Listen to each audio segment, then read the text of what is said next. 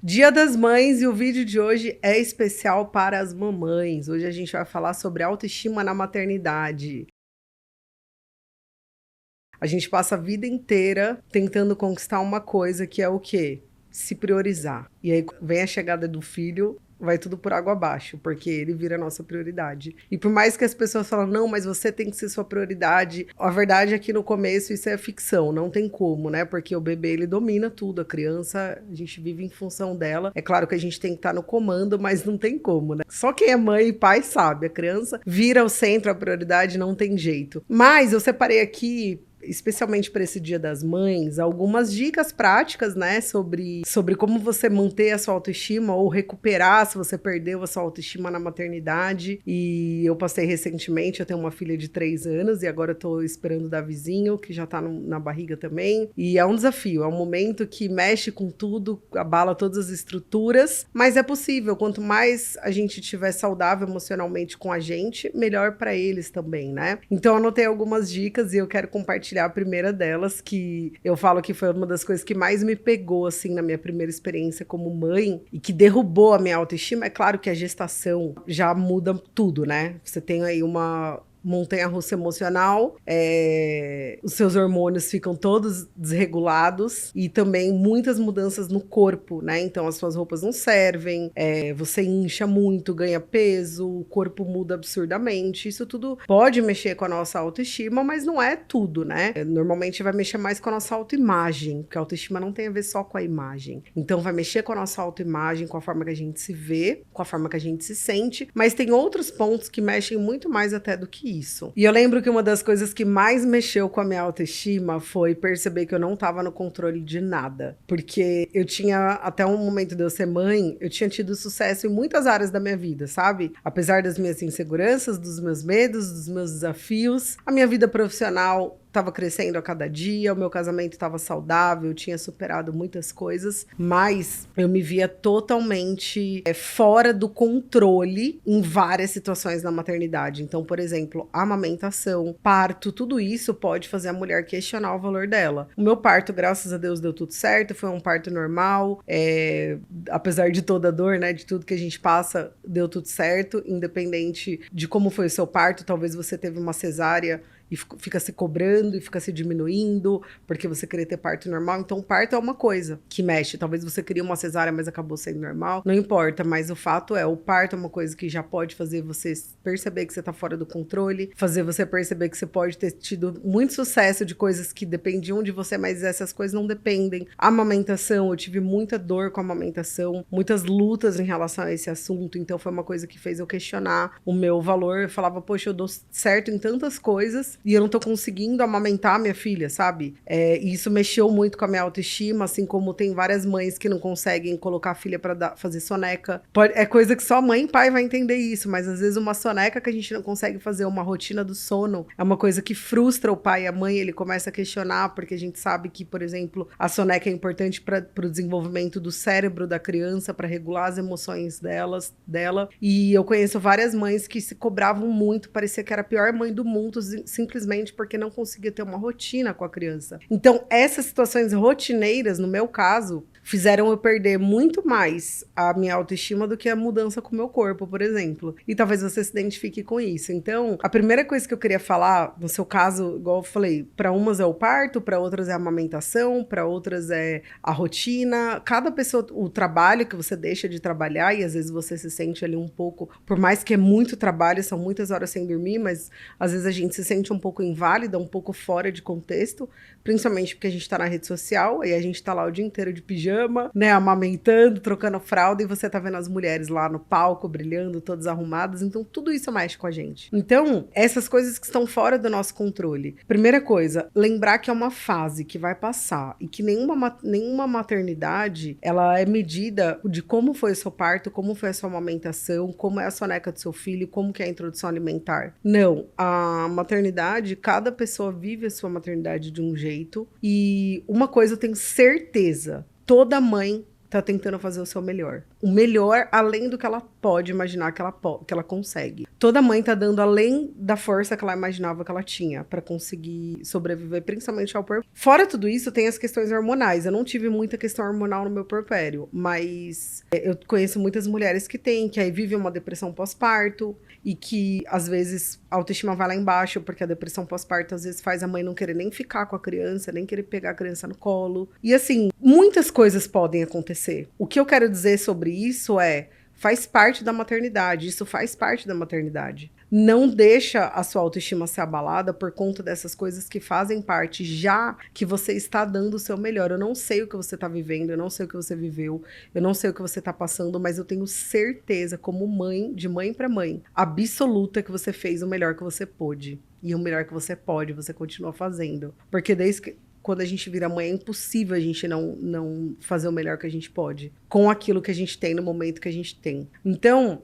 pegar leve com você. Quando eu percebi que eu tava tentando controlar o que era incontrolável, que eu tava me cobrando por não acertar em coisas que não dependiam só de mim, mas dependiam de uma outra criança, de um outro ser humano que eu tava conhecendo, que até então era desconhecido, porque eu falo que passou um mês quando a Betina nasceu, eu falei, uau, agora eu conheço realmente esse ser que tá aqui dentro da minha casa, né? Porque até então a gente não conhece o jeitinho, o que a criança vai ter, o horário e tudo mais, os horários e como ela é, e como ela chora, e qual que é o choro de uma coisa e de outra. Então isso é um ponto importante. Pega leve, é novo pra você, é novo pra criança, é novo pra todo mundo, mas eu tenho certeza que você tá dando o seu melhor. Então se olha no espelho e fala, eu estou dando o meu melhor. Eu sou a melhor mãe que eu posso pra minha filha, pro meu filho. Saiba disso, respira fundo e continua, tá? Bom, outra coisa, cuidar de você, principalmente no seu dia a dia. Eu sei que é puxado, mas assim, a gente passar na frente do espelho e todo dia tá lá com a cara, com as olheiras grandes, sem uma base, com o cabelo sujo, sem, sabe, sem minimamente se sentir um pouco bem com a sua vaidade, seu autocuidado em dia, só vai piorar aquilo que já é difícil. É difícil arrumar um tempo pra passar uma base, mas é mais difícil ainda você ficar 24 horas olhando no espelho e olhando uma mulher acabada. Essa é a verdade.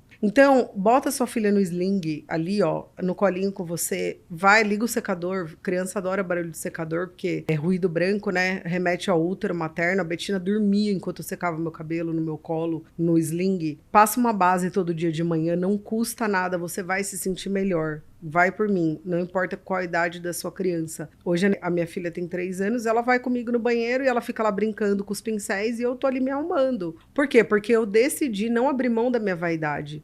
Porque para mim isso é importante, e para a mulher isso é importante. E isso interfere até na forma como você está se relacionando com o seu parceiro.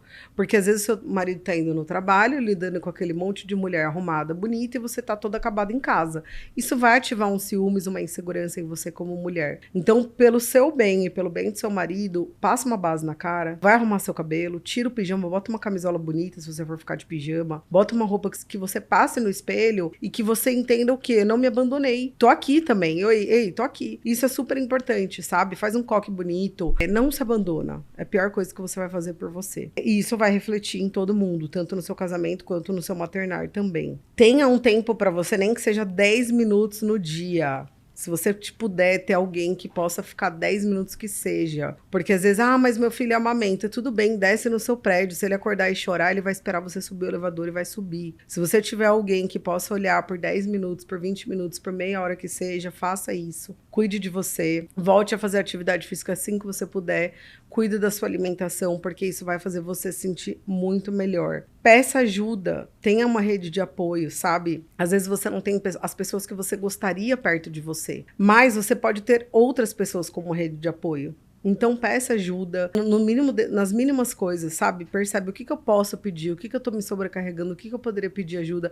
Peça ajuda pro seu marido. Mas ele não ajuda, mas eu não deveria estar pedindo. Não entra nesse embate agora, não deveria estar pedindo. Simplesmente diga o quanto você precisa dele nesse momento e veja de que forma ele pode te ajudar. sabe? Não carregue tudo sozinha, não queira dar conta de tudo sozinha. Converse com outras mães, participe de grupos de mães, isso vai te ajudar muito no começo a entender que tudo que você passa, eu passo, a outra mãe passa, é tudo igual, só muda o nomezinho e o tamanhozinho da criança, o endereço. Mas do resto é tudo igual. Então tem essa rede de apoio, peça ajuda, não carregue tudo sozinha, não normalize certas coisas. Às vezes, eu demorei muito tempo, por exemplo, para marcar uma sessão de terapia com a minha psicóloga. E eu fiquei vários meses com uma situação que eu, agora, para falar a verdade, eu nem tô lembrando o que é, mas eu lembro que quando eu terminei a sessão com ela, eu falei, por que eu não falei com você antes? Foi uma sessão que eu precisei falar, eu precisei ouvir e me aliviou. E eu falei assim para ela, lembro que eu falei assim, eu achava que era normal eu sentir isso, que eu tô sentindo, por isso que eu não te procurei.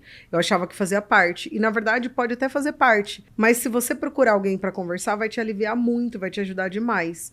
Então assim, procure ajuda, não normalize certas coisas, estude, mas não seja bitolada, não leia tantas coisas, não siga tantas mães, principalmente mães que vivem uma realidade diferente da sua, porque isso vai fazer você se comparar. Não tem um jeito, melhor jeito de desfraudar, o melhor jeito de introduzir introdução alimentar, o melhor jeito de soneca, tem o seu jeito. Estude, define o caminho que você vai seguir e siga, porque o caminho que você decidir e que você fizer vai dar certo. Tá? Não se cobre, gente, isso acontecia muito comigo. Não se cobre por ficar o tempo todo com a sua família. O que acontece? Quando você vira mãe e você tem uma família, parece que você quer criar um ninho e você não quer fazer nada separado do seu marido e sua filha, se você for casada, né? Não tem o marido, tá só você e sua filha, você não quer fazer nada separado do filho. E aí, então, quando você fala, meu, preciso ir no shopping, preciso ir no salão, preciso ir fazer uma caminhada, parece que você tá cometendo um crime. Você se culpa, você se cobra, porque na verdade você acha que você tem que fazer tudo junto com as pessoas. E eu lembro que um dia eu tava indo no shopping e eu até gravei um stories e eu falei, nossa, gente, o Bruno ficou com a Betina assim, eu tô me sentindo até perdida. O que eu faço? Pra onde eu vou? Por quê? Porque eu achava que a gente tinha que fazer tudo junto. E aquele dia pra mim foi muito importante entender que uma vez por semana, nem que for por 1 hora, eu precisava do meu tempo sozinha pra fazer nada. Pra ir tomar um sorvete sozinha no Battle, pra ir assistir uma live no parque que não fosse em casa, para ir descendo pro meu prédio na piscina um pouco, qualquer coisa que fosse um pouco sozinha, sem ter essa sensação de que você tá cometendo um crime. Mas eu via que era uma necessidade muito minha e que quando, para eles foi ótimo até, a Betina já era maiorzinha já tinha mais de 1 ano. Eu conheço mães que às vezes vêm fazer meus cursos, a criança tem 3 anos, a mãe fala a primeira vez que ela vai ficar sem eu. 3 anos, e eu falo, nossa, essa mãe deve estar acabada, coitada, porque tá dando tudo de si e não tá sobrando muita coisa pra ela. Então, assim, não tem problema, é bom pra criança ficar sem você, é bom pro pai, é bom pra família e é bom pra você. Então, vai sem medo, a culpa vai bater, respira fundo e fala, daqui a pouco eu tô voltando pra casa e minha família vai estar lá me esperando, minha filha vai estar lá, meu marido vai estar lá, ou só minha filha vai estar lá, e tá tudo bem, tá? E por fim, que eu acho que é uma das coisas mais importantes, é a gente reconhecer que a gente tá dando o nosso melhor, não esquecer isso todos os dias. A gente vai errar muito, principalmente quando a criança tem ali antes de 1 ano, a gente acha que é a fase que a gente vai mais errar, e quando faz 1 ano, a gente vê que é a fase que a gente vai mais errar. Aí faz 2 anos, a gente acha que é mais errar. Então, a cada ano que passa, a gente percebe que, na verdade, realmente é igual videogame, vai dificultando as fases, né? Mas o fato é, a gente tá o tempo todo dando o nosso melhor, buscando fazer aquilo que a gente pode, com aquilo que a gente tem. Então, eu tenho isso na minha consciência. Eu vou errar, eu erro. Eu choro, eu me culpo. Mas no final, o que eu fico de tudo e o que eu quero que você fique nesse Dia das Mães é que você está dando o seu melhor. Eu nem preciso te perguntar para ter essa certeza, porque se você é mãe, eu sei que você está dando o seu melhor. E isso basta para você manter a sua autoestima. Tá? Eu desejo um Dia das Mães lindo, que você possa sentir realmente o privilégio que é ser mãe, se sentir uma vitoriosa, porque só as mães sabem, né? Só a gente sabe o que eu tô falando aqui, tá bom? E você que é pai também, que é um pouco mãe também, porque os pais também vivem intensamente com a gente. Feliz Dia das Mães para todos nós, feliz Dia da Família. É muito maravilhoso viver tudo isso. E compartilhe esse vídeo também com alguma mãe que veio no seu coração, com alguma mulher especial, lá no grupo de mães da escola, dos amiguinhos da sua filha, do seu filho, que eu tenho certeza que elas vão te agradecer, tá bom? Um beijo no coração, fica com Deus e até o próximo vídeo.